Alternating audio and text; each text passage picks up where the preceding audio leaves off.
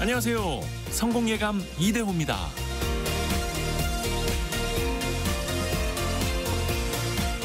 매일같이 뉴스가 쏟아집니다. 스마트폰을 켜면 세상의 모든 답을 몇 초 만에 얻을 수 있죠. 인공지능은 막힘없이 대답하고 세상에 없던 것도 만들어줍니다. 답을 얻기 너무나 쉬워진 시대. 하지만 잃어가는 게 있는데요. 답을 얻는 기술이 아니라 질문을 던지는 지혜 말입니다. 소설 정글북으로 유명한 작가 러디어드 키플링은요, 지혜의 본질을 이렇게 표현했습니다. 나에게는 6명의 정직한 하인이 있다. 내가 아는 모든 것은 그들이 가르쳐준 거다. 그들의 이름은 누가, 언제, 무엇을, 어디서, 어떻게, 왜이다. 빠르게 정답을 얻을 때보다 정답을 찾아가는 길 위에서 우리는 성장할 수 있습니다. 세상이 던져주는 정답의 홍수 속에서 잠시 벗어나서 누구에게나 있는 6 하인을 불러보는 건 어떨까요? 세상의 모든 지혜는 나의 짧은 질문에서 시작됩니다. 성공예감 이대호입니다. 시작합니다.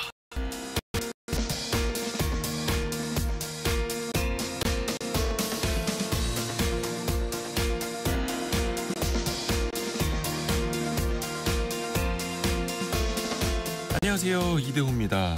10월 20일 월요일 아침, 어느 때보다 좀 쌀쌀함이 느껴지는 아침이셨을 겁니다. 건강관리 잘 하셔야겠네요. 자, 오늘도 경제상식 퀴즈가 나가고 또 따뜻한 커피도 보내드리고 따뜻한 선물이 또 많이 나갑니다. 최근에 관세청 조사를 보면요, 지난 5년 동안 적발된 불법 외환 거래액 12조 원 중에서 그 4분의 3인 9조 원이 2차산을 통해서 이루어졌다고 합니다. 해외로 돈을 보내거나 받을 때 세금을 좀 피하려는 수법으로 악용이 되는 건데요. 무역 대금을 일부만 신고하고요, 나머지는 이걸로 주고받거나 유학비로 가장해서 투자금을 송금하는 사례도 적발됐다고 하네요. 중앙은행이 아니라 블록체인 기술 기반으로 이게 발행이 되죠. 비트코인, 이더리움 같이 여러 형태, 종류도 있고요. 가격 변동이 크고 익명성이 높은 게 특징입니다. 이 같은 디지털 형태의 자산을 뭐라고 할까요? 어떤 자산? 이렇게 맞춰주시면 됩니다.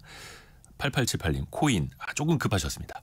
우리가 예전에는 암호화폐라고 불렀었는데 화폐라는 개념보다는 디지털 형태, 가상의 것이라고 힌트를 좀 드렸습니다.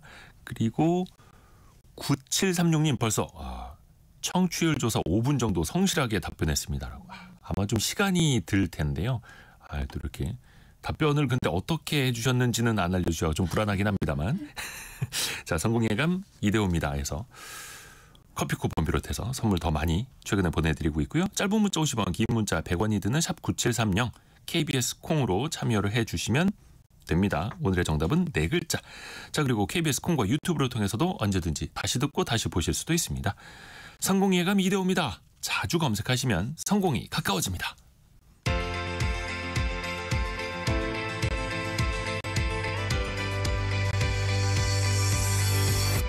KBS 1라디오 성공예감 이대호입니다. 오늘의 경제 뉴스, 한국경제신문 강영현 기자, 그리고 경제전파사 강예지 에디터 함께합니다. 안녕하세요. 안녕하세요. 자, 우선은 어떤 아이템이 준비됐는지 강영현 기자부터요. 네, 오늘부터 서울 전역 그리고 경기도 12곳에서 토지거래 허가제가 시행이 됩니다. 지난주 주말에 막판 매수 행렬이 이어졌고 또 대출 규제에 앞서서 마이너스 통장과 같은 대출도 늘어났다고 하는데요. 이 소식 전해드리고요. 다음으로 엔비디아의 창립자죠. 젠슨왕 최고 경영자가 한국을 찾기로 했다고 합니다. AI 거물들이 잇따라 방한하고 있는데 이 소식까지 전해드리겠습니다. 네, 그리고 강예지 에디터는요. 네, 미국 워싱턴을 방문했던 김용범 정책실장이 어제 귀국했는데요. 관세 협상 후속 논의에서 어떤 내용들 오갔는지 살펴보고요. 헬스와 요가와 같은 이 체인형 체육업체의 불공정 약관 시정에 관한 내용, 그리고 금융당국이 생명보험사가 판매하는 즉시연금 불완전 판매 점검에 나선다는 소식 준비했습니다. 네, 강영현 기자가 아까 말한 소식 먼저 들어볼게요. 15 대책, 15일 날 부동산 관련된 규제 대책 또 한 번 나왔잖아요. 그게 토지거래 허가구역에 대한 거 오늘부터 적용이 되는 거라고요. 네, 그럼 이제 어떤 규제를 받게 되는 거예요? 네, 5일 이제 공시 기간이 끝나서 이제 공고 기간이 끝나서 오늘부터 되는데요. 일단 규제 지역으로 지정된 37개 지역, 그러니까 서울 자치구 25개, 그리고 그 경기도의 12곳에서 총 37개 지역이 토지 거래 허가 구역으로 묶이게 되고요. 여기에 이제 집을 사면은 이제 2년 동안 실거주 의무가 부여가 되고 전세를 끼고 집을 매수하는 갭 투자가 원천적으로 불가능해집니다. 지정을 앞둔 마지막 날이었죠. 어제 일부 중개업소 같은 경우에는 막판 매수세를 소화하기 위해서 일요일에도 문을 열었다고 합니다. 다만 이제 시장에 나온 매물 자체가 많지는 않아서 거래는 다소 제한적이었던 것으로 알려졌는데요. 아무래도 급할 게 없는 집주인들 같은 경우에 호가를 올리거나 매물을 걷어들이면서 거래가 가능한 물건을 찾기가 쉽지 않았다고 합니다. 그러게요. 그리고 또 그 대책 나온 직후에 이게 적용되는 그 사이에 신고가 거래가 또 쏟아졌다고 하더라고요. 네, 15 대책이 이제 그날 아침에 발표가 되고 적용이 16일부터였잖아요. 그러다 보니까 15일에 신고가 거래가 많이 나왔다고 하는데 일단 국토교통부의 실거래가 공개 시스템에 따르면은 서울 양천구의 한 아파트가 15일에 15억 5천만 원에 매매가 됐는데 이게 역대 최고가였습니다. 그리고 광진구에서도 4개월 만에 3억 원 정도 오른 신고가 계약이 나왔었고요. 이를 포함해서 이제 이 15 대책이 발표됐던 15일에 415건의 계약이 신고되어서 이달 들어서 가장 많은 계약이 이루어진 것으로 나타났습니다. 아무래도 거래는 신규로 규제 지역으로 묶인 지역을 중심으로 활발했는데 이미 묶인 지역보다는 이제 묶일 곳이 아직 규제가 없으니까 그때 많이 계약을 한 것으로 보이고요. 그래서 노원구가 가장 많았고 양천구, 동대문구 순이었다고 합니다. 그리고 이미 강도 높은 규제가 적용되고 있는 강남 3구, 용산구는 상대적으로 잠잠한 모습을 보였습니다. 어떻게 보면 이제 규제 나온다는 소문에 사람들이 더 급해지고 그것 때문에 가격이 더 올라가 버리고 또 규제의 역설이기도 하고요. 이번에 또 그 대출 규제 더 강화됐잖아요. 그런데 그 전부터 마이너스 통장 수요가 더 늘었다네요. 네, 맞습니다. 이제 대출 규제로 그 대출을 받는 게 더 어려워지고 그렇기 때문에 좀 미리 당겨놓는 분들이 좀 늘어난 거 아닌가 싶은데 은행권에 따르면 5대 은행이 이달 1일부터 16일까지 마이너스 통장 대출 증가액을 봤더니 이게 7,800억에 달했다고 합니다. 그러니까 추석 연휴가 지금 열흘 가까이 됐는데도 불구하고 급증세였던 건데요. 그러니까 아무래도 이제 하반기에 대출 절벽이 닫힐지도 모른다 이런 불안감이 있었고 그래서 미리 대출하는 거죠. 당장 필요하진 않아도 그래서 이런 가수요가 몰린 영향으로 풀이가 되고 실제로 금융당국이 하반기에 시중은행들의 가계부채 총량도 절반 수준으로 줄여놓은 데다가 이제 강력한 대출 규제가 나오면서 대출 받기가 점점 어려워지고 있습니다. 예금 납입 앱을 이제 한도로 해서 대출을 받는 예금 담보 대출도 급증을 하고 있는데 역시 5대 은행을 기준으로 했을 때 지난 16일 기준으로 6조 원이 넘어섰습니다. 9월 한 달에만 1,100억 원이 급증을 했는데 하루에 평균 37억 원씩 늘어난 셈입니다. 그러니까 예금담보대출 같은 경우에는 보통 경기가 안 좋을 때 늘어나는 급전대출의 성격이 있는데 또 최근에는 그 스트레스 DSR 같은 것이 이제 늘어나면서 더 영향을 주고 있다라는 분석이 나오고 있습니다. 그러니까 대출 규제 받기 전에 일단 확보할 수 있는 유동성을 좀 확보해 놓으려고 하시는 분들이 늘고 있는 것으로 보입니다. 그리고 또 대출 받기 힘들어하시는 분들 중에서는 자동차나 보험 대출도 이쪽으로 이제 좀 몰려갔나 보네요. 네, 그러니까 이제 15 대출이 그 규제가 나오긴 했지만 그 전에 유기채 대출 규제 때도 사실 대출이 상당 부분 제한이 됐는데요. 그래서 그 이후에 약 2달 동안에 저축은행에 접수된 개인 자동차 담보대출 신청이 총 24만 8천 건으로 집계가 되었습니다. 그러니까 이금융권 대출 문턱이 높아지자 신용도가 낮은 차주들이 자동차 담보대출로 향한 상황이다 이런 분석이 나오고 있는데 서민금융의 가계대출 기능이 위축되면서 서민들이 대부업 또는 뭐 불법 사금융으로 내몰릴 수 있다라는 우려까지 커지고 있습니다.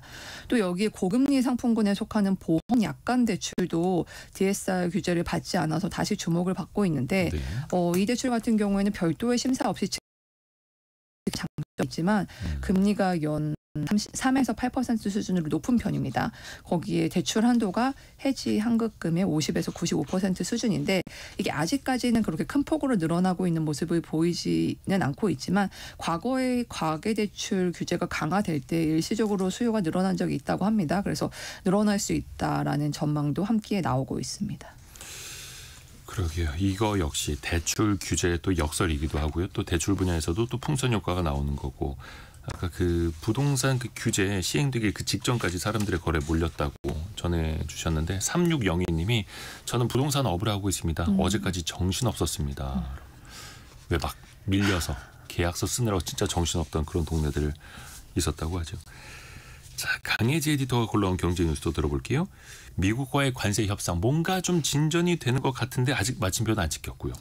어디까지 왔습니까 지금? 네, 김용범 대통령실 정책실장이 미국의 워싱턴 현지에서 하워드 러트닉 미국 상무부 장관 등과 관세 협상을 마치고 어제 돌아왔습니다. 네. 그러면서 대부분 쟁점에서 실질적인 진전이 있었다라고 밝히기는 했는데요. 이 방미 전보다는 에이펙을 계기로 타결 가능성이 더 높아졌다라고 하면서도 우리 입장을 추가로 전달하고 협상해야 한다라고 언급했습니다. 그리고 그 핵심이 3,500억 달러 그 대미 투자 어떻게 할 것이냐 그 방식이잖아요. 또 그러면은 미국이 한미 통화 스와프 체결을 해줄 거냐 이것도 좀 봐야 하는데 그 이야기가 조금은 있었죠. 네, 김 실장은 미국이 요구하는 3,500억 달러, 우리 돈으로 약 500조 원에 달하는 투자가 우리나라 외환 시장에 미치는 충격에 대해서 미국이 충분히 인지하고 있다라고 했고요. 우리나라가 감내 가능한 범위 내에서 한미 양국 간의 상호 호혜적인 결과로 이어질 수 있는 최종 협상안이 되어야 한다라는 데에 대해서 상당 부분 이해가 있었다라고 덧붙였습니다. 네. 이제 말씀하신 것처럼 미국은 직접 투자 비중을 높이기를 요구하고 우리는 직접 투자 비중을 좀 제한하되 대출이나 보증과 같은 다른 방법으로 좀 채우기를 원하고 있고요. 또 시기 등도 좀 조정을 해서 완급 조절하기를 원하고 있는 상황인데요. 이 또 3,500억 달러가 우리 외환 보유고의 80%가 넘는 금액이기 때문에 통화 스와프를 체결해서 충격에 좀 대비하고자 했는데 김 실장은 이런 관련 질문이 나오자 자세한 내용은 협상 중이라서 밝힐 수 없다고 말했습니다. 그러니까 현재로서는 아직은 과제로 남은 셈입니다.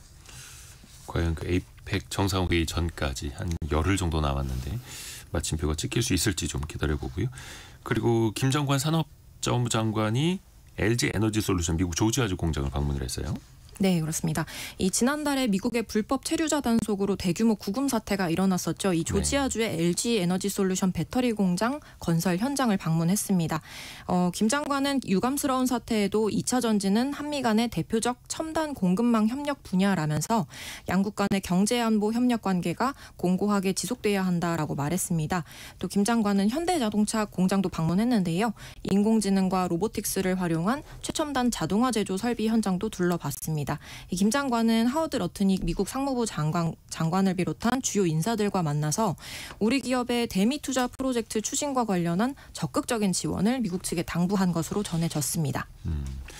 그리고 트럼프 대통령하고 대기업 총수들이 골프 회동을 한 것도 되게 화제가 됐어요. 네, 그렇습니다. 이재용 삼성전자 회장, 최태원 SK그룹 회장, 정의선 현대자동차그룹 회장, 구광모 LG그룹 회장, 그리고 김동관 한화그룹 부회장 등이 트럼프 대통령이 소유한 골프클럽에서 함께 7시간 35분가량 골프를 친 것으로 알려졌는데요. 시기가 시기인 만큼 미국 투자 확대 그리고 관세율 인하 등을 논의한 것으로 좀 알려지고 있고요. 이번 회동이 우리 정부 관계자들을 뺀 채 이 기업인들이 미국 정재계 인사 그리고 대통령을 직접 만났다라는 점에서 좀 이례적이다라는 평가가 나오고 있습니다. 그리고 좀처럼 이견이 좁혀지지 않는 우리와 미국 정부 간의 관세 협상에 민간 차원의 비즈니스 외교가 지원 사격에 나선 셈이잖아요. 그래서 어떤 내용들이 오갔고 실제 성과로도 이어질지 주목되고 있습니다. 이 자리를 그 소프트뱅크 손마사요시 회장이 주선을 했다고 하는데 물론 이제 우리나라 기업인들만 참여한 건 아니고 다른 나라 기업인들도 있겠습니다만 뒤집어서 생각을 해보면 미국 측에서도 기업인들한테 뭔가를 또 더 얻어내려고 하는 것 아닌가라는 생각도 들고요. 하여튼간 좀 뭔가 주고받는 것이 있었으면 좋겠네요. 강영현 기자가 준비한 소식도 들어볼게요. 엔비디아 CEO 젠슨 황, 요즘에는 이분이 어디 가든 막 화제가 됩니다. 이제 드디어 우리나라 온다고요? 네, 한국에 옵니다. 28일 경주에서 열리는 에이펙 CEO 서밋 2025 참석을 위해서 한국을 방문하는데요. 이게 이제 31일에 에이펙 정상회의가 공식적으로 개막을 하는데 여기에 부대 행사로 열리는 겁니다. 네. 그래서 젠슨 황은 이제 한국에 와서 국내 반도체 그리고 메모리 업계 핵심 리더들을 만나서 고대역폭 메모리 HBM이라고 하죠. 이 공급과 그리고 AI, 메모리 분야 협력 등에 대해서 논의할 것으로 보입니다. 또 이 과정에서 삼성전자 그리고 SK 하이닉스의 반도체 생산 라인에 방문할 수 있다 이런 관측도 함께 나오고 있습니다. 젠슨 황은 올 들어서 이제 중국, 일본, 타이완 이렇게 아시아 국가들이 잇따라 방문을 하고 있었는데 한국은 그동안 찾지 않았거든요. 이번에 오게 됐습니다. 얼마 전에 샘 알트만 오픈 AI CEO 왔다 간 다음에 우리나라에서 그 반도체 관련주들이 진짜 불장이 됐잖아요. 네. 또 얼마 전에 보니까 팔란티어의 알렉스 카프도 방한을 했고 이번에는 젠슨 왕까지. 잇따라서 우리나라를 찾는다라는 게 좀 의미가 있죠. 네, 일단 그때 같이 주식이 올랐던 그런 한국의 우수한 기술력을 갖춘 한국 반도체 기업들과의 협력이 가장 크게 영향을 미친 것으로 보이고 있고요. 네. 또 우리 국민들과 정부의 높은 AI 수용성도 중요한 요인으로 꼽히고 있습니다. 예를 들어서 한국은 미국에 이어서 챗GPT 유료 구독자 수가 세계 2위라고 하는데 사실 인구를 고려하면은 압도적으로 높은 순위입니다.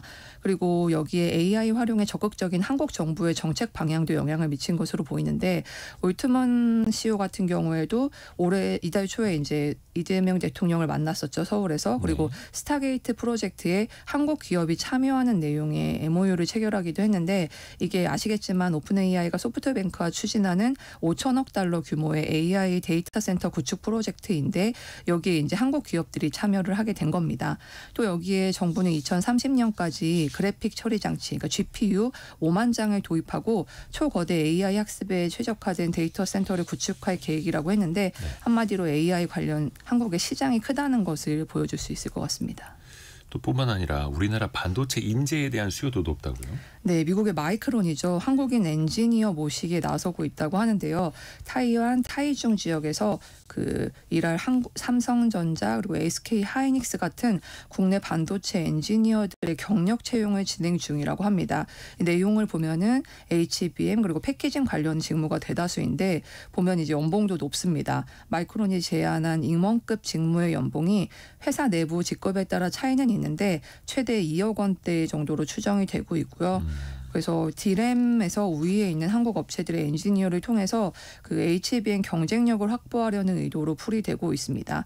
마이크론 같은 경우에는 지금 SK 하이닉스에 이어서 두 번째로 엔비디아의 5세대 HBM을 공급하고 있는데 지금 부족한 생산 능력 확대에 총력을 다하고 있는 모습을 보이고 있거든요. 그래서 타이완뿐만 아니라 뭐 미국, 일본, 싱가포르 등의 생산 거점을 구축하고 또 증설에 나선 상태입니다.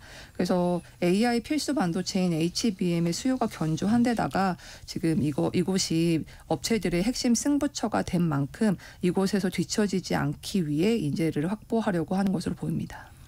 그러니까 얼마 전까지만 하더라도 왜 삼성전자의 핵심 인재들이 미국 마이크론으로 많이 넘어간다 이런 소식이 있어서 좀 씁쓸을 했는데 또 국내에서 또 수요도 많은 만큼 국내 인력들도 더 많이 또 양성을 할 필요도 있어 보이고요. 자, 강예지 에디터가 준비한 소식. 보통 이제 헬스장 최소한 3개월, 6개월, 막 1년 이렇게도 계약을 해놓잖아요. 요가 필라테스도 그렇고. 이게 회원권 종류에 상관없이 이제 환불이 가능해져요? 네, 공정거래위원회가 20개 체인형 체육시설 업체의 계약서 약관을 심사해서 환불금지 조항 그리고 과도한 이용요금 공제 조항을 비롯한 4개 유형의 불공정 약관을 시정했습니다. 이 공정위에 따르면 일부 체육시설 업체들이 이벤트 가격, 프로모션 등으로 체결한 회원권이나 양도받은 회원권 등에 대해서는 중도계약 해지, 환불을 안 해줬다고 해요. 하지만 체육시설업은 한 달 단위나 여러 회차의 계약이 이뤄져서 방문 판매 등에 관한 법률상 계속 거래에 해당합니다. 그래서 소비자는 계약 기간에 언제든지 계약을 해지할 수 있는 법정 해지권을 부여받는다라는 게 공정위 판단입니다. 이제 그 규정이 바뀐다라고 보면 되겠네요. 그런데 왜 그런 거 있잖아요. 그때 이벤트 하실 때 가입하셔가지고요. 네. 아니면 다른 부대 비용이 있어서요. 그거는 빼고 돌려드립니다. 이럴 수 있지 않습니까? 네, 그 계약 해지할 때 하루를 이용했어도 한 달로 간주해서 이용료를 내야 할 때가 있고요. 또 카드로 결제를 했다면 환불하면 위약금 외에도 카드 수수료를 따로 부담시키는 경우 등이 있었습니다. 이 방문 판매법 및 소비자 분쟁 해결 기준에 따르면 업체는 고객 사정에 의한 중도 해지를 할 때 사용한 날까지에 해당하는 단위 대금 등을 공제하고 나머지 대금을 환급해야 합니다. 또 체육시설법과 방문 판매법에 의거한 계속거래 고시에 따르면 사정에 의한 중도 해지를 하게 되는 경우에도 총 계약 대금의 10% 이내로만 위약금을 부과할 수 있다라고 규정하고 있습니다. 그러니까 중도 해지 시 총 계약 대금의 10% 이내에서만. 네. 그리고 일할 계산에서 나머지 대금을 환급해줘야 된다라는 거죠. 네. 월로 따졌을 때도. 그렇습니다.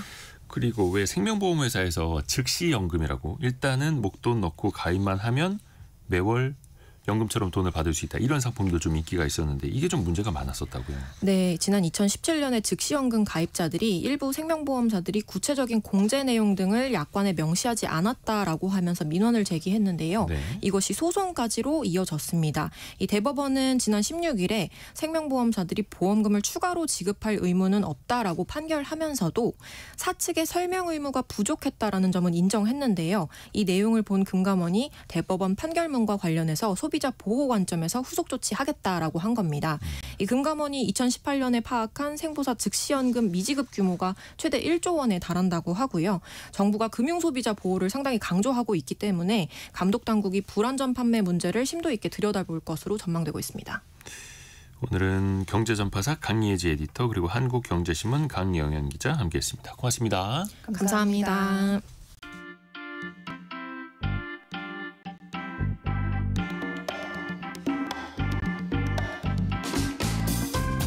지금 여러분께서는 KBS 일라디오 성공예감 2대호입니다를 듣고 계십니다. 프로그램에 참여하신 청취자 여러분께는 추첨을 통해 아름다운 식탁 창조 주비푸드에서 뿌리 담은 열생 와사비를, 쉽고 빠른 판촉물 제작 시너지 기프트에서 고속충전 마우스패드를, 그리고 성공예감에서 준비한 커피 쿠폰을 보내드립니다. 당첨자는 성공예감 2대호입니다 홈페이지에서 확인하세요.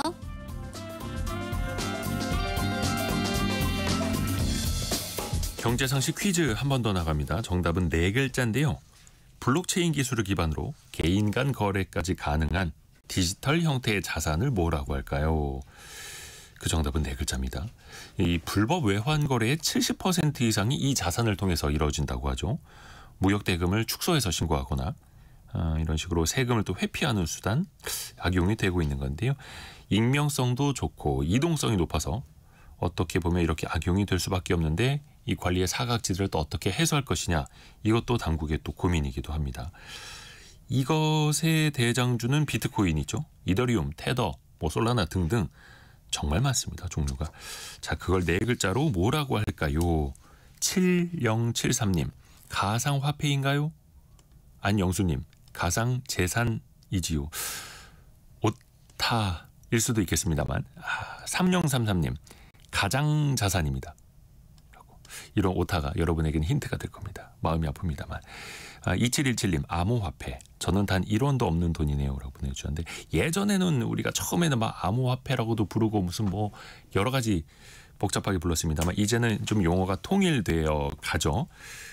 끝자리 이제 자산으로 끝납니다. 그리고 1원도 없다라고 하시는 분들이요, 혹시나 그 지갑 같은 거 만드신 분들이 있을 겁니다. 그 코인 지갑 같은 거.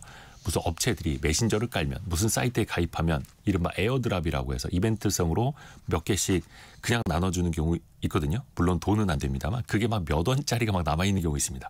괜히 좀 지저분해지기도 하죠. 최현숙님, 또 설거지하다가 장갑 벗어 던지고 정답을 외칩니다. 라고 정답 맞춰주셨네요. 그리고 김윤정님은 성공예감 2대호입니다가 매일 아침 루틴이 됐다라고도 보내주셨고요. 함께해 주셔서 감사합니다. 자, 오늘의 정답은 4글자, 그리고 커피 쿠폰도 많이 나갑니다. 짧은 문자 50원, 긴 문자 100원이 드는 샵 9730, 또 KBS 콩으로 참여해 주시면 됩니다.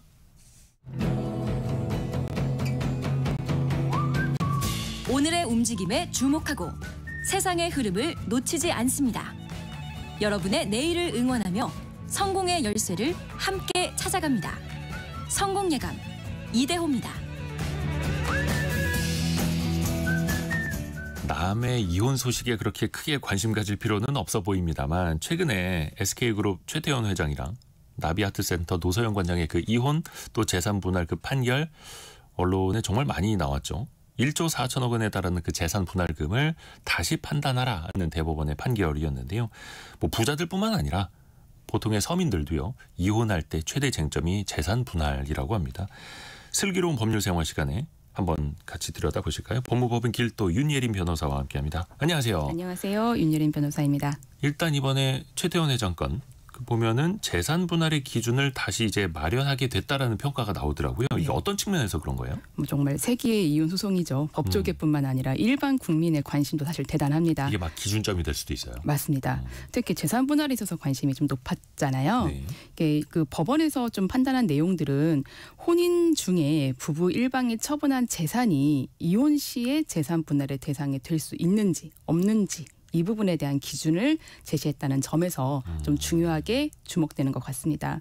이번 판결의 주요 요지는 혼인 관계 파탄 후에 부부 일방 중에 어느 한쪽이 이 공동 재산의 형성 유지와 관계없이 재산을 처분했다면 이는 그대로 보유한 것으로 보고 분할 대상으로 포함할 수 있는데 그 처분이 공동생활이나 공동재산의 형성 유지와 관련한 것이라면 분할 대상으로 볼 수 없다라고 본 것입니다. 이게 말이 좀 어렵잖아요. 이혼 전에 부부 일방이 재산을 누군가에게 주었습니다. 네. 그런데 그 주는 목적이 공동재산을 유지 관리하기 위한 것이었습니다. 근데 지금은 없습니다. 줬으니까. 그렇게 되면은 줘버린 대상을 분할 대상에 넣을 수 없다는 것입니다. 재산을 관리하고 유지하기 위해서 들어간 비용이다. 그러니 이거는 공동재산에 포함될 수가 없는 것이다라고 판단을 한 것입니다. 좀 어렵긴 하네요. 그러니까 사이 안 좋아져서 별거하고 있는 사이에 부부 중에 한쪽이 이 재산을 다른 데 빼돌릴 수도 있는 거고 네. 그렇게 보면은 그거는 분할해야 된다 막 이렇게 볼 수도 있을 텐데 그거는 맞다. 빼돌리려는 게 아니라 내 재산을 잘 굴리기 위해서 어떻게 했던 거다 이러면은 그거는 그러면은 분할 대상에 포함이 안 되는 것이 이렇게 되는 거고요. 네.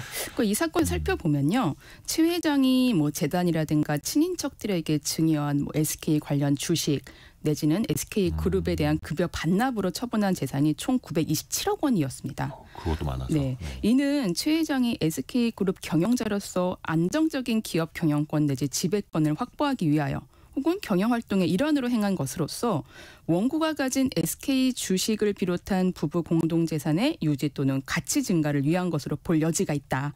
따라서 공동재산 유지 관리를 위해서 준 것이고 그런데 지금은 없으니 이 부분은 재산 분할 대상에 포함될 수 없다라고 법원은 판단한 것입니다.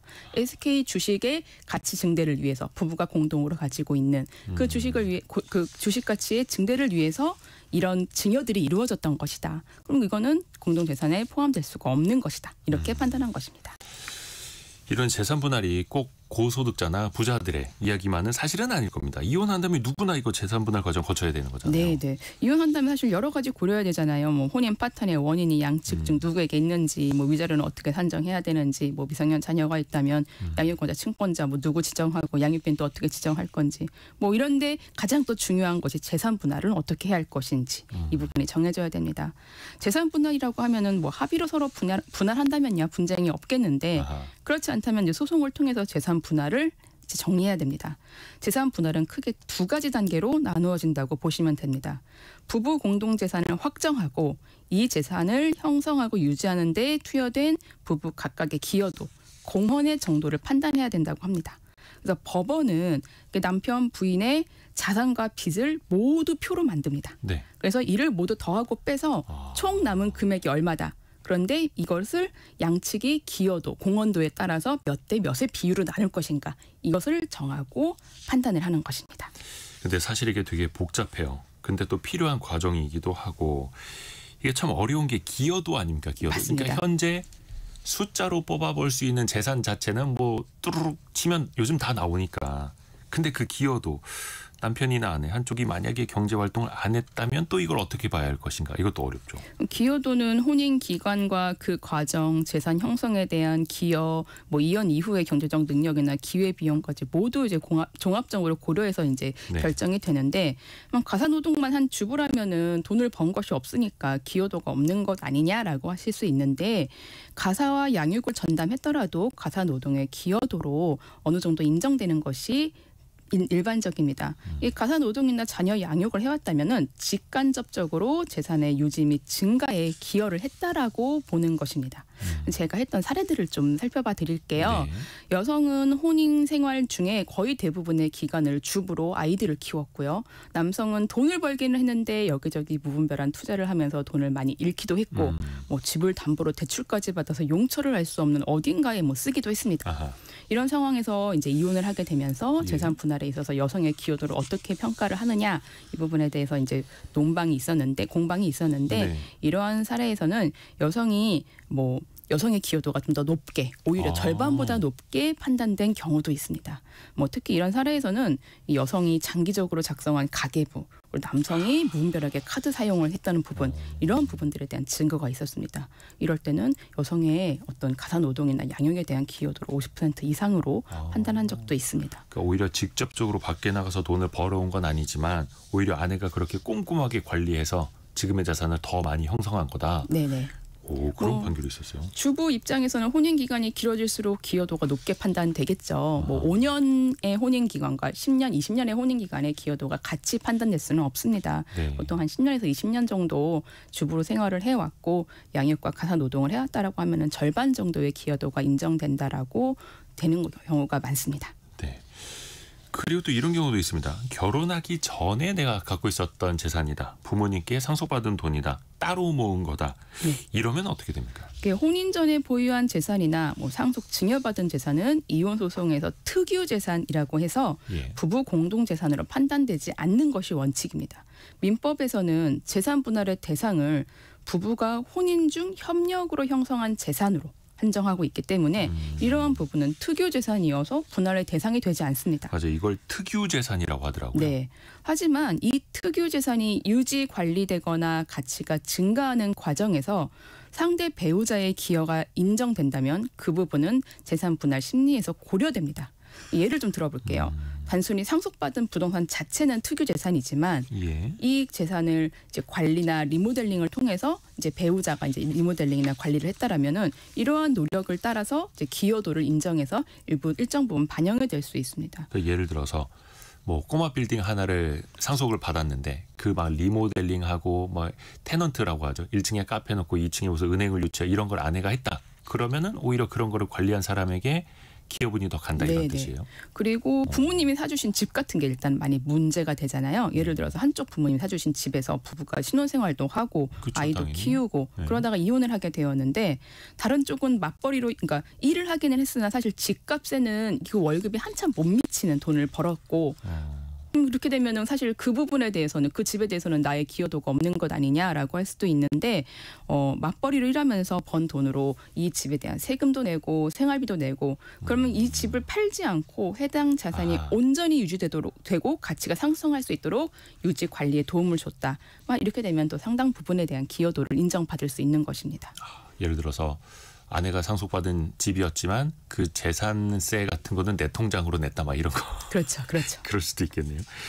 또 부부의 공동 재산은 어디까지인가 이거 종류도 좀 나눠봐야 하는데 뭐 부동산, 예적금, 주식, 뭐 빚, 부채 같은 거 네. 어디까지 다 포함이 돼요? 그러니까 재산 분할의 대상이 되는 재산은 원칙적으로 부부가 공동으로 협력해서 모은 재산입니다. 네. 그래서 말씀하신 것처럼 뭐 주택, 부동산, 예금, 주식, 대여금 그러니까 내가 돈을 남에게 빌려준 것 이것도 이제 공동 재산으로 평가가 되는 것이고요. 당연히 채무, 빚도 포함이 됩니다. 그리고 귀금속, 가구, 차량, 선박, 골동품, 미술품 이런 부분들도 당연히 포함이 되고 퇴직금이나 연금 같은 장래 수입도 포함됩니다.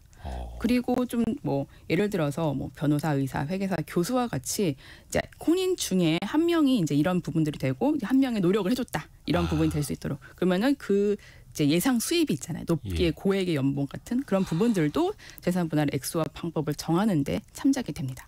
그러니까 우리가 생각할 수 있는 경제적 가치가 있는 유형의 재산뿐만 아니라 무형의 가치도 모두 다 공동 재산으로 평가가 될 수 있다라고 생각하시면 될 것 같습니다. 자격증 같은 것도 유형의 자산으로 가치를 측정을 해서 재산을 나누게 되는 거예요? 와, 이거 되게 신기하겠네요. 근데 이게 복잡할 것 같기도 한데 집을 두고도 싸우는 경우 많이 있습니다. 단 한 채만 있어도 또 어찌됐든 간에 이걸 이제 나눠야 되는 거잖아요. 네네. 어떻게 나누게 돼요? 만약에 특히 공동 명의도 아니고 단독 명의라면? 네네. 이게 한 사람 명의로 해놨다고 해서 이거 저 지금 내가 못 받는 거 아니냐라고 하는데 전혀 그렇지 않습니다. 뭐 재산 분할은 이런 부부의 쌍방의 협력으로 이룩한 이 공동 재산을 청산 분배하는 과정이잖아요. 그래서 기여도를 정하고 그 비율에 따라서 이제 재산을 분할하게 됐는데 혼인 중 일방이 단독 명의로 취득한 부동산이라고 하더라도 이게 특유 재산이 아닌 한 당연히 재산 분할의 대상이 됩니다. 이게 누구의 명의로 되었다라는 게 중요한 것이 아니라 재산 형성 과정이 어떻게 되었는지에 따라서 이 재산을 어떻게 나눌 것인가가 결정이 되는 것입니다. 김지연님이 경제상식 퀴즈 정답도 보내주시면서 남편하고 같이 출근하면서 듣고 있어요라고 보내주셨는데 재산 분할에 대해서 알려드리고 있습니다. 요거는 스터디 성격에서 경제 공부하는 성격에서 이해해 주시면 되겠고요. 근데 만약에 이혼한다고 해서 한 채 있는 집을 단독 명의였는데 네. 재산 분할을 당연히 해야 됩니다. 네. 그러면 이게 집이라는 게 하루 이틀 만에 팔릴 수 있는 게 아니잖아요. 또 요즘에는 서울 빼고는 거의 거래도 잘 안 되고 있고 언제까지 처분해야 된다 뭐 이런 규정이 있을까요? 그러니까 이제 뭐 처분을 해서 나눠라라고 판단이 나올 수도 있고 간혹 부부 둘이서 어떠한 비율로 공유해라. 라는 판결이 나오기도 합니다. 그래서 이게 이혼 소송이 끝나고도 한 집을 두 명에서 이제 1대1로 보유를 하고 있어서 분쟁이 끝나지 않는 경우들도 있는데 하지만 대부분의 경우에는 한쪽이 뭐 아파트 등에 대한 부동산을 단독 명의로 가지고 있고 뭐 이를 처분하지 말고 거기에 대한 이제 기여도에 따라서 나머지 금원을 상대방에게 줘라 이런 식으로 판결이 많이 나옵니다. 네. 그래서 만약에 또 이제 공동 명의라고 하면은 이제 가지고 있던 사람이 이제 다른 사람한테 그러니까 이 지분을 주고 나머지 돈을 받고 이런 식으로 이제 분리를 해라라고 하는 식의 판단도 많이 나옵니다. 그래서 보통 이제 그 가액을 평가해서 그거를 나누는 방식으로 그 돈을 나누고 한 명이 명의를 가져가는 방식으로 많이 나옵니다. 근데 예를 들어서 현금으로 나눠줄 수 있는 게 전혀 없다. 집 오직 한 채밖에 없다. 그럼 언젠가 또 팔기는 팔아야 되는 네네. 거고요. 유동화라도 해야 되는 거네요. 근데 이럴 경우도 있을 거예요. 예를 들어서 이혼한다라고 해서 주식이나 이제 부동산 재산 분할 딱 했습니다. 근데 그 이후에 막 가격이 엄청 오를 수도 있는 거잖아요. 그러면은 그건 어떻게 되는 겁니까? 일단은 이게 재산을 평가하는 시점이 언제냐라고 하는 걸 보는 게 좀 중요할 것 같아요. 네. 이혼 소송에서 부동산이나 주식 같이 시세 변동이 이제 있는 재산 같은 경우는 사실심 변론 종결시를 기준으로 정합니다. 이게 무슨 의미냐면요. 어려운데요? 네. 소송을 하면은 이제 우리가 판사님 앞에서 이야기를 하러 가잖아요. 네. 그게 이제 변론 기일이라고 하는데 이 변론 기일이 한 번만 끝날 수도 있지만 수차례에 걸쳐서 진행이 될 수도 있잖아요. 네.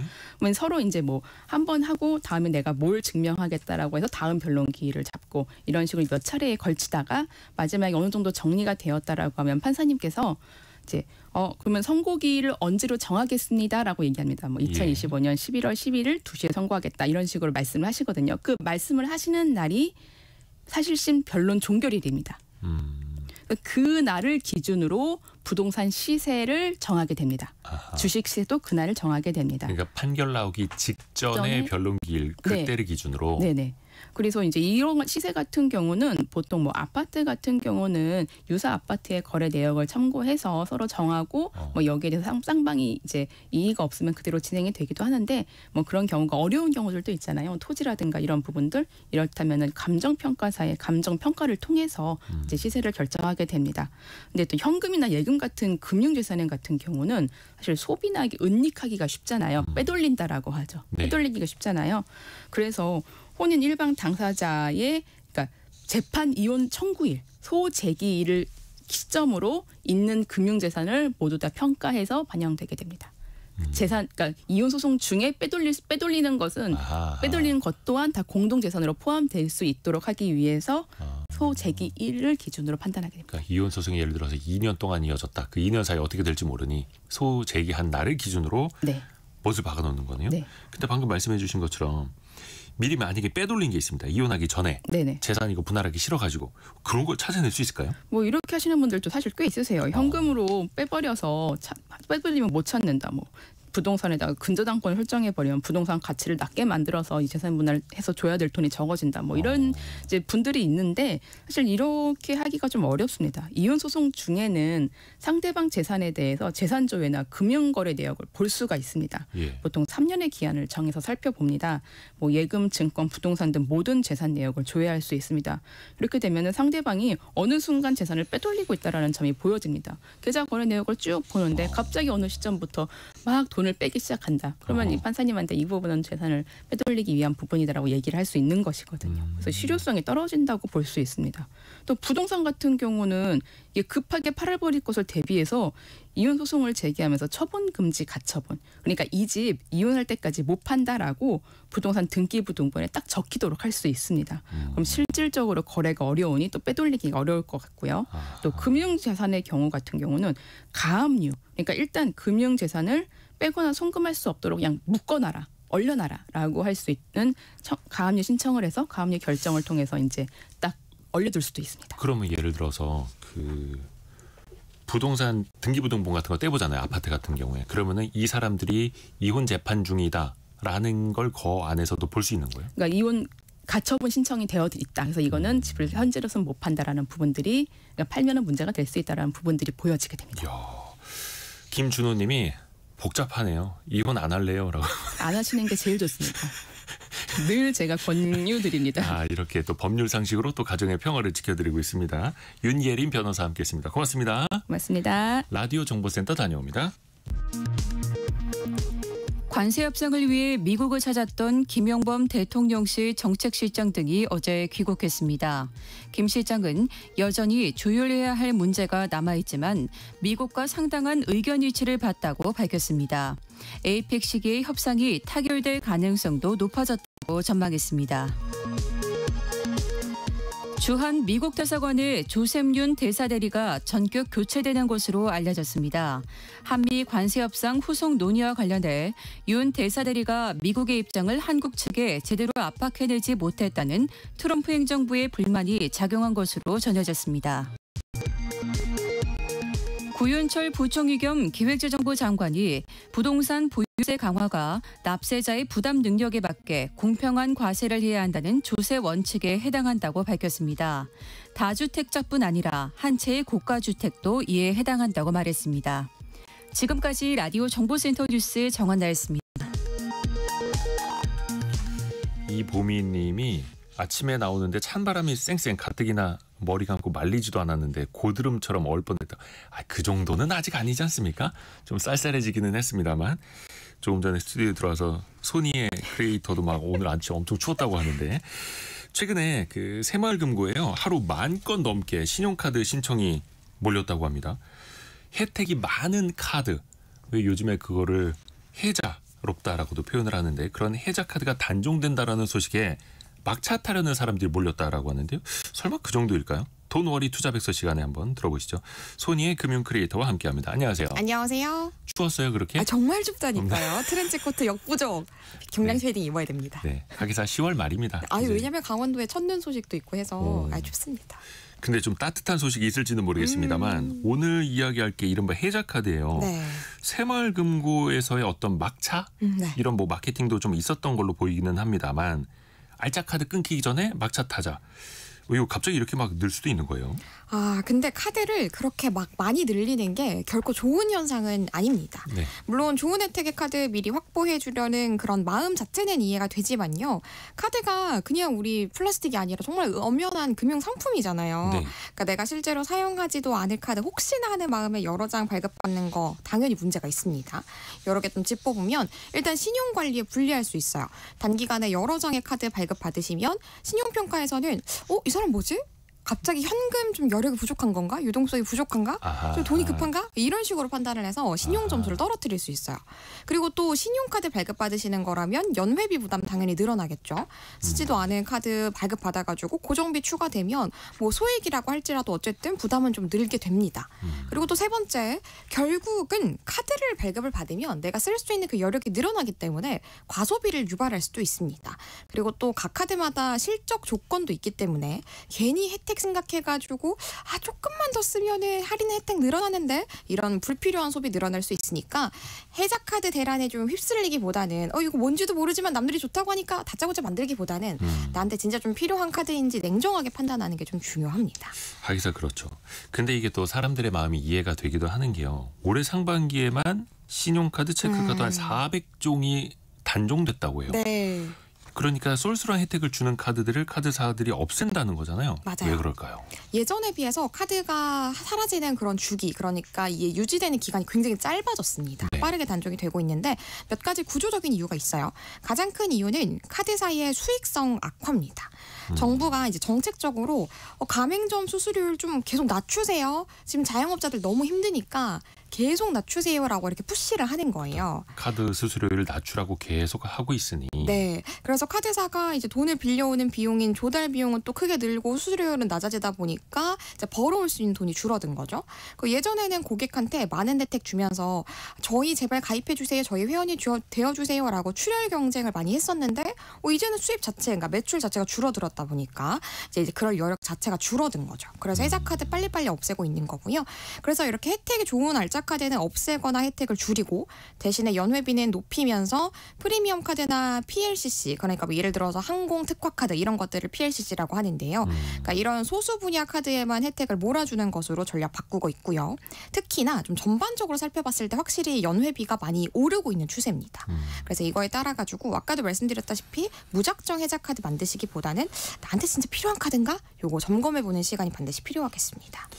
그러니까 카드 회사들은 어쩔 수 없이 정책적으로 자영업자를 비롯해서 소상공인 카드 결제 수수료를 낮춰줘야 하고, 그러다 보니까 이익률이 떨어지고, 네. 그러다 보니까 혜택 많이 주는 카드를 없애게 되고, 네. 또 그게 소비자들한테는 혜택이 사라지는 결과로 돌아오게 되고. 네.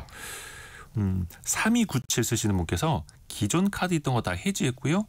새마을 쪽 카드, 새마을금고 카드 신청해서 오늘 받았습니다라고. 오. 실제 이런 분들이 많이 계셨네요. 근데 이게 실제로 정말 그 혜택에 대한 다들 열망이 강하시다고 생각했던 게 열망. 왜냐하면 이 카드는 이 새마을금고 이번에 단종된 이 카드는 새마을금고 지점에 직접 가야만 발급이 가능했어요.